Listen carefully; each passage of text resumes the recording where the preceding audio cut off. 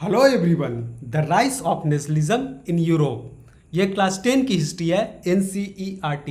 इस लेक्चर में मैं एक्सरसाइज जो आपके बुक में दिए हुए हैं उस एक्सरसाइज के क्वेश्चन को सॉल्व किया है। आपको क्या करना है कि जब भी आप आंसर राइटिंग लिखें तो पॉइंट में लिखें और कीवर्ड को जरूर मेंशन करें, जैसे मैंने किया है। आपका जो फर्स्ट है नोट है वो गुज़िपी मजनी पे लिखना है। Giuseppe Mazzini was an Italian revolutionary and an important figure in the growth of nationalism in Italy। तो जब भी इटली का यूनिफिकेशन की बात आती है तो गुज़िपी मजनी का नाम सबसे ऊपर होता है। ही वॉज बॉर्न इन 1805 जिनोवा। तो वो कब पैदा हुए थे? 1805 जिनोवा में। He become a member of the secret society Carbonari. तो मेंबर भी रहे सीक्रेट सोसाइटी कार्बोनरी में। He was sent into exile 1831। किस लिए एक्साइल किया गया था? रिवोल्यूशनरी एक्टिविटीज के चलते उन्हें एक्साइल कर दिया गया था 1831 में। ही फाउंडेड यंग इटली इन 1831। ये इंपॉर्टेंट लाइन है। तो वो यंग इटली का खोज भी किए थे। कब? 1831 में। Whose aim was to create a united and independent Italian republic. He believed that Italy should be unified as a single nation. His idea inspired young people and revolutionary across Europe. तो उनके idea से Europe के अलग अलग जगह में जो लोग रहते थे वो काफ़ी इंस्पायर हुए थे। He also founded young Europe. उन्होंने एक और खोज की थी, फाउंड किया था यंग यूरोप का। किस लिए? To promote the idea of united Europe based on democratic republics. Conclusion, Mazzini played an important ideological role in unification of Italy and spread of nationalism in Europe. तो ये आपका complete answer है, ये complete note है। आप इस तरह answer लिखेंगे तो आपको फुल में फुल मार्क्स दिया जाएगा। सेकंड नोट है, आपको कैमिलियो डी केवर के बारे में बताना है। Count Camillo de Cavour was the chief minister of Sardinia Piedmont. तो ये कहाँ के चीफ मिनिस्टर थे? सार्डिनिया पिडीमोंट के थे। And played an important role in unification of Italy. तो इनका भी नाम आता है यूनिफिकेशन ऑफ इटली में। He was leading figure in the movement of Italian unification. तो ये लीडिंग फिगर थे। He was neither revolutionary nor a democratic like Mazzini. तो ये ना रिवोल्यूशनरी थे ना डेमोक्रेट थे। He believed in diplomacy and political negotiation. He formed an alliance with France against Austria. Sardinia Piedmont defeated Austria in 1859। He helped bring several Italian states under the leadership of Sardinia Piedmont. His effort contribute greatly to the formation of United Italy. In 1861, Victor Emmanuel II was proclaimed King of United Italy. Conclusion, Cavour used diplomacy, alliance and military action to achieve the Italian unification. तो इसमें आपको जो main point क्या रखना है कि जो Cavour थे वो किस पे फोकस किए? ज़्यादातर वो फोकस किए डिप्लोमेसी पे, अलायंस एंड मिलिट्री एक्शन पे टू अचीव इटालियन यूनिफिकेशन के लिए। सेकंड पॉइंट है the Greek war of independence. इस पे भी आपको शॉर्ट नोट लिखना है। The Greek war independence was fought by the Greek against Ottoman empire. Greece had been part of Ottoman empire for a long time. तो बहुत लंबे समय से ग्रीस ऑटोमन अम्पायर का पार्ट रहा है Greece. In 1821 Greek begin their struggle for independence. कब start किया था? 1821 में। Greek nationalist received a support from many Europeans. European poets and artist supported the Greek cause. The famous English poet Lord Byron supported the Greek struggle and died in Greece in 1824। The Treaty of Constantinople 1832 recognized Greece an important nation। ये line बहुत ही important है। Conclusion, the Greek struggle become an important example of growth of nationalism in Europe. Second है Frankfurt parliament. ये कई बार exam में पूछे गए हैं फ्रैंकफर्ट पार्लियामेंट के बारे में। Frankfurt parliament was form during 1848 revolutionary in Germany. It consisted of elected representatives from different German states. The representative wanted to create a united German nation based on constitution. They offered the crown of United Germany to Frederick William IV, the King of Prussia. He rejected the crown because it was offered by elected assembly rather than by the princess. The parliament eventually collapsed because it lacked the support of monarchy and military. Conclusion: although unsuccessful, the Frankfurt Parliament represented an important attempt to achieve German unity through constitutional means. Second point है आपका role of women in nationalist struggle. ये भी कई बार exam में पूछे गए हैं short notes में. तो वुमेन का क्या रोल था नेशनलिस्ट स्ट्रगल में? When women played an important role in nationalist movement in Europe, women participated actively in demonstration. तो वो भी एक्टिवली पार्टिसिपेट करते थे डेमोन्स्ट्रेशन में, पॉलिटिकल मीटिंग में एंड नेशनलिस्ट मूवमेंट में. They form political association and publish newspaper. तो उनका पॉलिटिकल एसोसिएशन भी था और न्यूज़पेपर भी वो पब्लिश करते थे. They helped organise revolutionary activities. However, women were generally denied voting right and political representative. इतना कुछ करने के बाद भी वुमेन को वोटिंग राइट नहीं दिया गया था और ना ही पॉलिटिकल रिप्रेजेंटेशन में पार्टिसिपेशन के लिए उन्हें मौका दिया जाता था. For example, women were allowed to participate in Frankfurt parliament proceeding only as observer. तो उन्हें बस एक ऑब्जर्वर की तरह खड़ा कर किया जाता था. Their contribution showed that nationalism and political right were closely connected with the demand for equality. Conclusion: women actively participated in nationalist struggle but were largely denied equal political right. तो उन्हें कोई political right नहीं दिया गया था. Second है हमारा what step did French revolutionary take to create sense of collective identity among the French people? The French revolutionary introduced several measures to create a common national identity. तो आपको क्या लिखना है इसमें? First, they transformed the idea of la patrie means fatherland, la citoyen means citizen. They adopted French tricolor flag as a national flag. तो उन्होंने कौन flag को अडॉप्ट किया था? फ्रेंच ट्राइकलर को अडॉप्ट किया था as a national flag. The state general was renamed national assembly. तो पहले उनका जो स्टेट जनरल था उसका नाम बदलकर नेशनल असेंबली कर दिया गया. New hymns oath commemoration and were introduce. फिर नए मंत्र ओथ लाए गए, इंट्रोड्यूस किए गए. The idea of liberty equality fraternity become popular. तो इसी समय ये आइडिया जो वर्ड है ये पॉपुलर हुआ. A centralised administrative system was establish. इसके बाद जो सारे जो एडमिनिस्ट्रेटिव सिस्टम था उसे सेंट्रलाइज किया गया. Uniform law were introduced through out the country. तो पूरे कंट्री में अब एक कानून को फॉलो किया गया. इंटरनल कस्टम ड्यूटीज वर अबोलिश. जो भी इंटरनल कस्टम ड्यूटी लगता था उसे अबोलिश यानी रद्द कर दिया गया. A common system of weight measure was introduce. अब सबके लिए जो मेजर सिस्टम था वो इक्वल मतलब बराबर कर दिया गया वेट एंड मेजर के लिए. French become a common national language and regional dialect. तो फ्रेंच क्या बन गया? कॉमन नेशनल लैंग्वेज बना और रीजनल डायलेक्ट वर डिस्करेज. जो रीजनल भाषाएं होती थी उसे डिस्करेज किया गया. Thus, revolutionary attempted to replace regional identities with a common French national identity.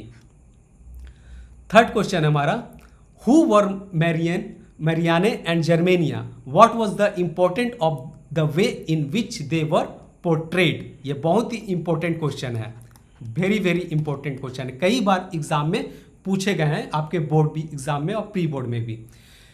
मेरियाने and Germania were female allegories. तो पहले आपको क्या बताना है कि ये कौन सा एलेगरी था? ये फीमेल एलेगरी पे बेस्ड है. Representing the nation of France and Germany respectively. ये फ्रांस और जर्मनी को रिप्रेजेंट करता है. अगर मेरियाने की बात करें तो मेरियाने रिप्रेजेंटेड फ्रेंच नेशन. ये फ्रेंच नेशन को रिप्रेजेंट करती है. She symbolised liberty and republic. She was shown wearing a red cap and carrying symbols such as tricolour flag. Her images appeared on coins and stamps. तो उनके जो image है coins और stump पे appeared मतलब छापे गए थे. जर्मेनिया की बात करें तो जर्मेनिया रिप्रेजेंटेड जर्मनी नेशन. ये किसको रिप्रेजेंट करता है एलेगरी? जर्मनी नेशन को. She was shown wearing a crown of oak leaves symbolising heroism. जो ओक लीफ उनका है वो क्या सिंबलाइज करता है? हीरोइज्म को सिंबलाइज करता है. She held a sword representing readiness to defend the nation. She was also associated with German nation colors. Importance की बात करें, this female figure gave an abstract idea of nation a concrete form. People could identify emotionally with the nation through familiar symbols and images. Brief trace process of German unification. तो German unification के बारे में बताना है उसका process. The process of German unification was mainly led by Prussia under the leadership of Otto von Bismarck. ये बहुत important नाम है ऑटोमन बिस्मार्क का. In the early 19th century German consisted 39 separate state. तो कितने स्टेट थे? 39 सेपरेट स्टेट थे. जोलोब्रीन ये क्या था? एक तरह का कस्टम यूनियन था. ये कब फॉर्म किया गया था? 1834 में. किसके मदद से? Help promote economic unity. In 1848 Frankfurt parliament attempted to unite Germany through a constitution but it failed. वो फेल्ड हो गया. Prussia then took the leadership of German unification. Otto von Bismarck the chief minister of Prussia. ये कहाँ के chief minister थे? Prussia के. Use the policy of blood and iron policy. किसने use किया था? ऑटोमन बिस्मार्क ने यूज किया था. बहुत ही इंपॉर्टेंट लाइन है ये. पुरुसिया फॉट 3 इंपॉर्टेंट वार. पुरुसिया 3 लड़ाइयाँ लड़ा था. वार विथ डेनमार्क 1864 में, वार विथ ऑस्ट्रेलिया 1866 में, वार विथ फ्रांस 1870-71 में. Prussia victories brought German state together. इस जीत से जर्मन स्टेट एक साथ हुआ. In January 1871 William one was proclaimed German emperor at Versailles में. इसके बाद जर्मन इंपरर बना दिया गया वर्सेल में. किसको? विलियम वन को. कब? 1871 में. Thus, Germany was unified in 1871 under Prussian leadership. इनके मदद से हुआ था. 5th क्वेश्चन है what changes did Napoleon introduce to make administrative system more efficient in the territories ruled by him? ये भी बहुत ही important क्वेश्चन है. Napoleon introduced several administrative and legal reforms. तो नेपोलियन बहुत सारे एडमिनिस्ट्रेटिव बदलाव लाए. एक एक करके समझते हैं. फर्स्ट है ही इंट्रोड्यूस नपोली कोड 1804 जिसे सिविल कोड से भी जाना जाता है. He establish equality before the law. Napoleon ही ने इक्वालिटी बिफोर लॉ इस्टेब्लिश किया था. It abolished privilege based on birth. यानी जन्म से राजा है या राजा का परिवार है वो चीज़ को ख़त्म कर दिया गया था. मतलब उनके जो प्रिविलेज उन्हें दिया जाता था उन्हें ख़त्म कर दिया गया. It establish the right to property. Right to property introduce किया. Administrative division were simplifies. जो कॉम्प्लिकेटेड था एडमिनिस्ट्रेटिव सिस्टम नेपोलियन के पहले, नेपोलियन के आने के बाद उसे सिंप्लीफाइड किया गया. The feudal system was abolished in many territories. जो फ्यूडल सिस्टम चला आ रहा था उसे भी अबोलिश कर दिया गया. गिल्ड रिस्ट्रिक्शन वर रिमूव. जो भी गिल्ड रिस्ट्रिक्शन था वो भी हटा दिया गया. Transport and communication system were improved. जो ट्रांसपोर्ट सिस्टम थे और कम्युनिकेशन सिस्टम था, जोड़ने का जो था, जो चीज़ें थी उसे इम्प्रूव्ड किया गया. Uniform law administrative system were introduce. Weight and measure standardised. जो वेट और मेजर था वो स्टैंडर्डाइज किया गया. This reforms made administration more efficient and helped spread modern idea of equality legal rights. Discuss करना है आपको. Explain what is meant by 1848 revolution of liberals. What were the political, social, economic ideas supported by the liberal. तो liberal का idea के बारे में explain करना है on the basis of political, social and economic पे. 1848 revolution was a series of revolutionary movement that spread across Europe. Liberal nationalists and other group demanded political and social reforms. Political idea की बात करें तो liberal supported constitutional government. यानी liberal constitutional government को support करते थे. Government by elected representative. उनका कहना था कि जो भी गवर्नमेंट में आए वो इलेक्टेड हो. इंडिविजुअल फ्रीडम हो, इक्वालिटी बिफोर लॉ हो, freedom of speech and association हो, एंड ऑफ ऑटोक्रेटिक रूल हो और रिप्रेजेंटेटिव गवर्नमेंट हो. ये किसका आइडिया था? लिबरल का कहना था. लिबरल मतलब इसको सपोर्ट करते थे. Social ideas they demanded equality of citizen, removal of privilege based on birth. जो जन्म से जो राजा महाराजा के घर में जो पैदा होते थे वो जो प्रिविलेज दिया जाता था उसे वो हटाना चाहते थे. मतलब वो सपोर्ट नहीं करते थे इस चीज़ को. Greater political right, equality opportunity before the law. However, liberalism initially did not mean universal adult suffrage. Women and poorer section were often excluded from political right. उस समय भी क्या हुआ कि वुमेन और पूरर को पॉलिटिकल राइट में वोट देने का अधिकार नहीं था. Economic ideas. Economic liberals supported freedom markets, removal of restriction on trade. तो मतलब फ्री मार्केट हो, किसी तरह का कोई रिस्ट्रिक्शन ना हो, गुड्स का मूवमेंट हो, oblation of state imposed economic barrier. Thus, 1848 revolutionary represented the demand for liberty, constitutional government, national unity and economic freedom. Question number 2 है आपका, choose 3 example to show the contribution of culture to growth of nationalism in Europe. तो 3 example आपको बताना है. तो first है आपका romanticism. Romantic artist and poet emphasized emotion, feeling and national heritage. वो किस पे ज़्यादा फोकस करते थे? इमोशन पे, फीलिंग्स एंड नेशनल हेरिटेज पे. Rather than reason alone they promoted folk tradition and national history. Folk song and poetry. Folk song and dances poetry help people developed a common culture identity. In Poland for example Karol Kurpinski celebrated national struggle through music and opera. तो किससे वो celebrate किए थे? ओपरा और music से. Language and folklore. किससे कहानियाँ?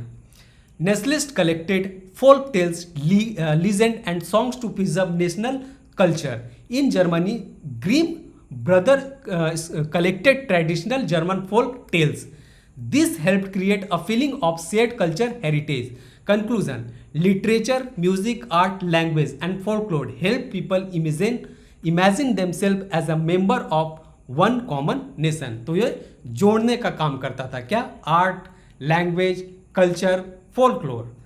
Question number 3 आपका, through a focus on any 2 countries example how nation developed over in 19th century. तो ये क्वेश्चन का आंसर करना आपको. तो 2 एग्जाम्पल लिया इसमें, जर्मनी और इटली का. जर्मनी की बात करें तो Germany was divided into 39 state.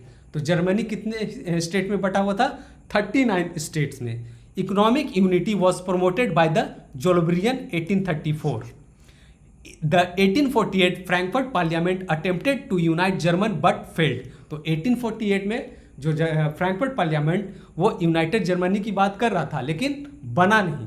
पुरुसिया later took the leadership. इसके बाद पुरुसिया अपने हाथों में कमान लेता है और Ottoman Bismarck used war and diplomacy to achieve unification. तो ऑटोमन बिस्मार्क का जो डिप्लोमेसी पॉलिसी था उस वजह से उनका यूनिफिकेशन बहुत आसानी से हुआ. German was finally unified 1871 under William one. तो कब यूनिफाइड हुआ? 1871 में जर्मनी फाइनली यूनिफाइड हो गया था. इटली की बात करें, Italy was divided into several state. तो इटली भी बहुत सेवरल स्टेट में बटा हुआ था, अलग अलग पार्ट में बटा हुआ था. Giuseppe Mazzini promoted the idea of united Italy republic. Sardinia Piedmont under Victor Emmanuel II and Cavour led the unification movement. तो कौन लिए अपने हाथों में ये कमान? विक्टर इमैनुअल II और केवर ने. Cavour defeated Austria and French support. Giuseppe Garibaldi and his volunteers conquered the kingdom of 2 Sicilies. In 1861 Victor Emmanuel II become king of United Italy. फिर विक्टर इमैनुअल II को king बना दिया गया, मतलब राजा बना दिया गया. कहाँ का? इटली का.